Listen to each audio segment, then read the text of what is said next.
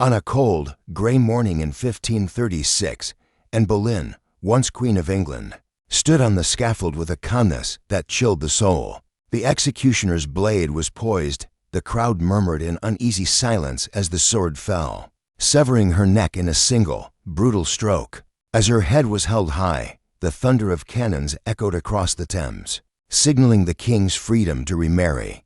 On the morning of May 19, 1536, a cold, grey sky loomed over the Tower of London. In the courtyard, a strange scaffold stood lower than usual, built for something sinister. A foreign executioner awaited, his sharp sword gleaming ominously, not the familiar English axe.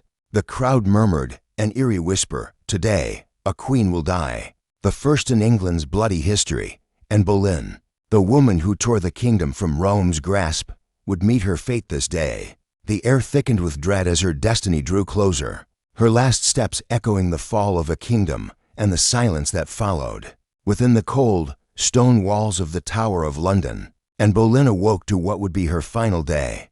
For the past 17 days, the darkness had been her only companion, the dampness of her small chamber her only touch. At 35, she still possessed the haunting grace that once ensnared the most powerful king in England. As she sat before a cracked mirror, her loyal ladies, those few who hadn't deserted her, helped her dress. Her fingers trembled as she chose a dark gray mantle lined with fur, hiding a crimson bodice beneath, a deliberate choice to avoid the stain of blood that would soon soak the earth. "I hear the executioner is very good. I have a little neck," she remarked, a touch of irony dancing in her voice. Her calmness was unnerving. The words, though spoken with grace, carried the weight of a grim acceptance, a fate she could not escape. How had Anne, daughter of the ambitious Thomas Boleyn and the noble Elizabeth Howard, found herself at the mercy of such a cruel destiny? Raised in the sophisticated French court and absorbed the intricacies of Renaissance culture, her mind sharpened and her presence magnetic. Returning to England in 1522, she was far from the pale beauty of her time-olive skin, dark eyes, and raven-black hair, a striking contrast to the fair, blonde ideals of the Renaissance. But her intellect, wit, and allure held power no beauty could rival, drawing everyone around her into her web. When Henry VIII, desperate for a male heir, set his eyes on her and refused to follow the path of her sister, Mary, who had already been his mistress, "I will not be your concubine," and boldly declared, her voice unwavering, "If you want my heart and body, you must give me a crown." It was a gamble, a dangerous one, but one that would change the very fabric of England's history. For 7 years, from 1526 to 1533, Henry pursued Anne with an obsession, each step drawing the kingdom deeper into turmoil. To marry her, he tore England away from the Catholic Church, making himself the supreme head of a new religious order. In secret, they wed in January 1533, and by September, Anne gave birth to a daughter, Elizabeth. The king's disappointment was palpable, and Anne's fall from grace had already begun. Anne's reign lasted only 3 years, but its shadow loomed over England forever. She was intelligent, sharp, and fiercely determined to reshape the kingdom. She promoted religious reforms, supported scholars, and circulated forbidden English translations of the Bible. To her admirers, she was a visionary. To her enemies, she was a manipulative heretic, someone to be feared, someone to be destroyed. Have you subscribed to my channel yet? Please hit that subscribe button for me. In return, I'll keep bringing you even better videos about the world's most brutal and unjust torture cases. Don't forget to leave a comment down below if you have any ideas or suggestions. Her downfall began with a tragedy she could not control.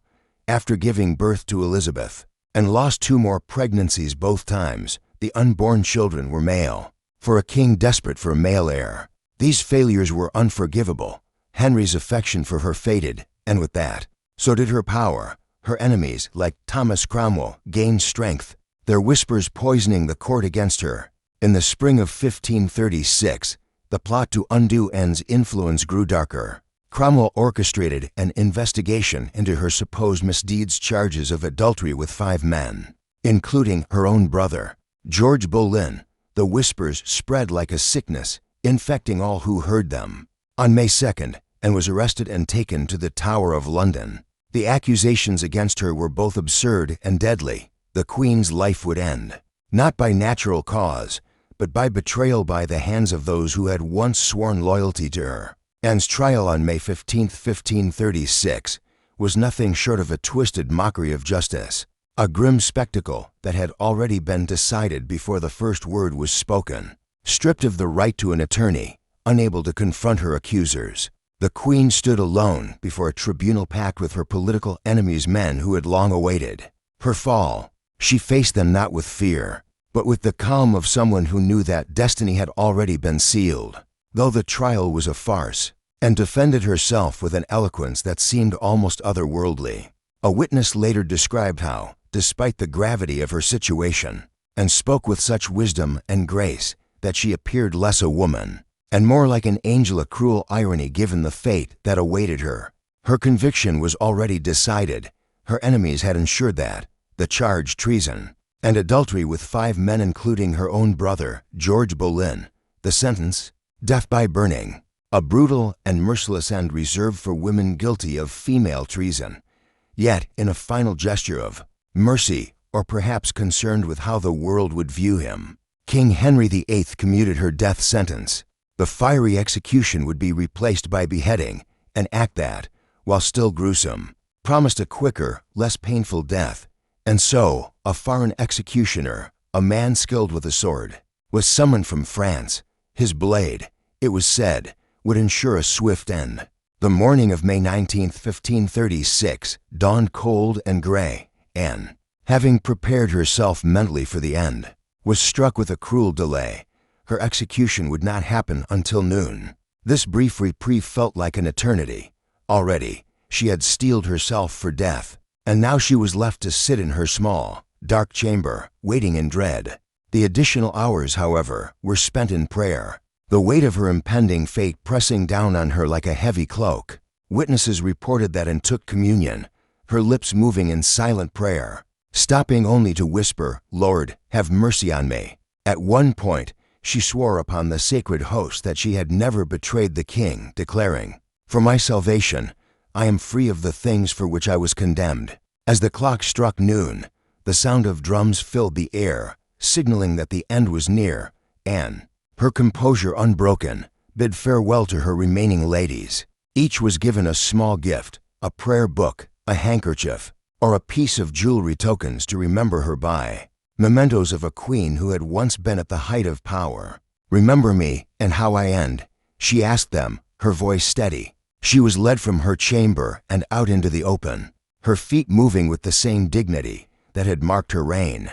Despite the dark fate that awaited her, the crowd that gathered to witness her execution was smaller than expected, around 1,000 souls. Yet there was a strange, almost respectful air about them. Many removed their hats when Anne appeared. Dressed in a somber gray and crimson, she walked toward the scaffold, not as a woman beaten by the world, but as a queen facing the inevitable with dignity and grace. When Anne reached the scaffold, she was granted a final opportunity to speak. The words she chose were carefully measured, each one holding the weight of her entire life. "Good Christians," she began, "I come here to die according to the law, and therefore I will speak nothing against it." She refused to accuse anyone, nor would she defend herself against the charges.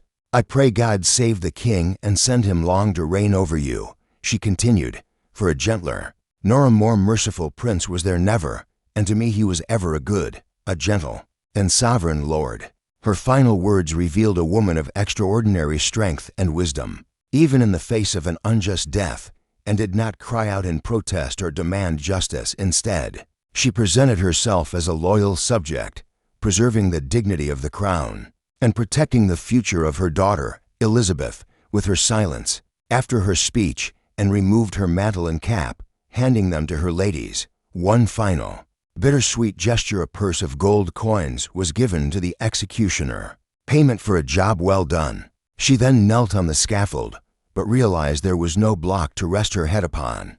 Unlike executions with an axe, a sword beheading required the condemned to remain kneeling upright. One of her ladies tied a blindfold over Anne's eyes, and as her lips continued to move in prayer, "Jesus, receive my soul, O Lord God. Have pity on my soul. the executioner silently prepared his blade. The executioner, a master of his craft, positioned the sword with deadly precision. A single stroke, and Anne Boleyn's life was extinguished. As the head fell, the crowd was silent, the moment heavy with the weight of history. Her life, once filled with promise and power, had ended in darkness. But her legacy, her daughter Elizabeth, would go on to rule England with strength and vision, forever changing the course of the nation's history. The executioner, following a chilling French tradition, employed a trick as dark as the fate that awaited Anne. "Where is my sword?" he asked, his voice cutting through the cold silence, though the weapon had already been positioned with lethal precision. As Anne turned her head, slightly caught by the question, the blow was struck.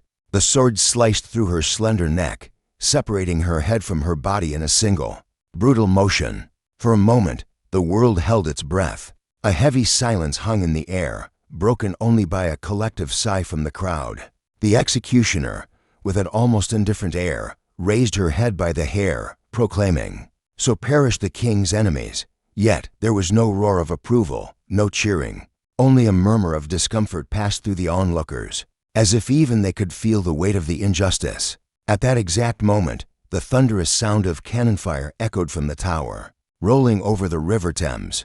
It was the signal that Henry VIII, who had waited so long, was now free to marry again. Less than 24 hours later, he would formally become engaged to Jane Seymour. 10 days after Anne's execution, they were married, a cruel cycle of life and death, interrupted only by the darkness of Anne's sacrifice. Her lifeless body was collected by her ladies, but in a chilling twist, no coffin was provided for the former queen. The guards, in their haste, found an empty arrow chest, placing her head beside her trunk within it. The body was carried to the chapel of St. Peter ad Vincula, where it was hastily buried beneath the stone floor, without a tombstone, and without even a name.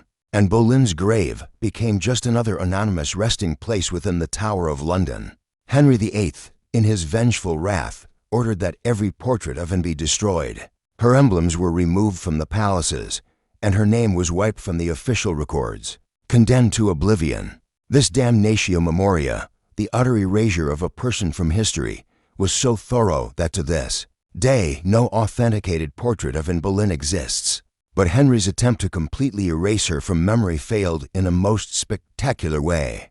23 years after Anne's death, her daughter, Elizabeth, ascended to the throne. Elizabeth I would rule England for 45 years, ushering in a golden age of prosperity and stability that her father had never achieved. Anne's legacy, carried in the blood of her daughter, would forever surpass the king's ambitions. In the end, Elizabeth proved that a woman's strength, her mother's strength, could never be so easily erased. In 1876, during the restoration of St. Peter ad Vincula, bones were discovered in the place believed to be Anne's burial site.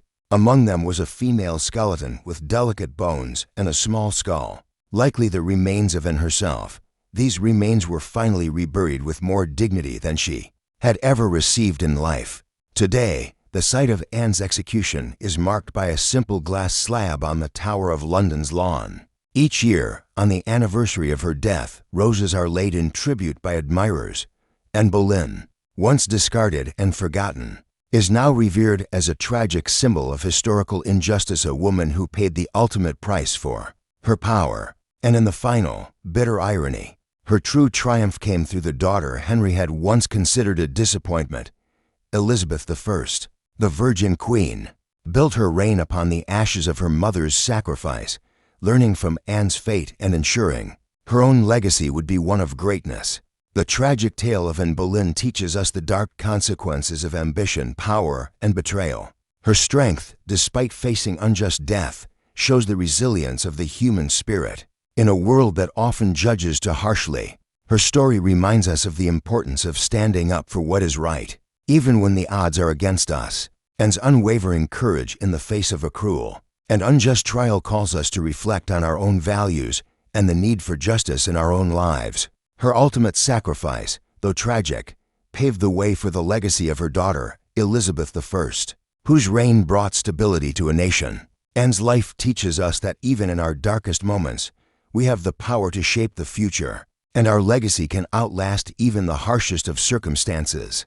Please share your thoughts in the comments section. I will discuss this case with you in more detail. Don't forget to subscribe to my channel.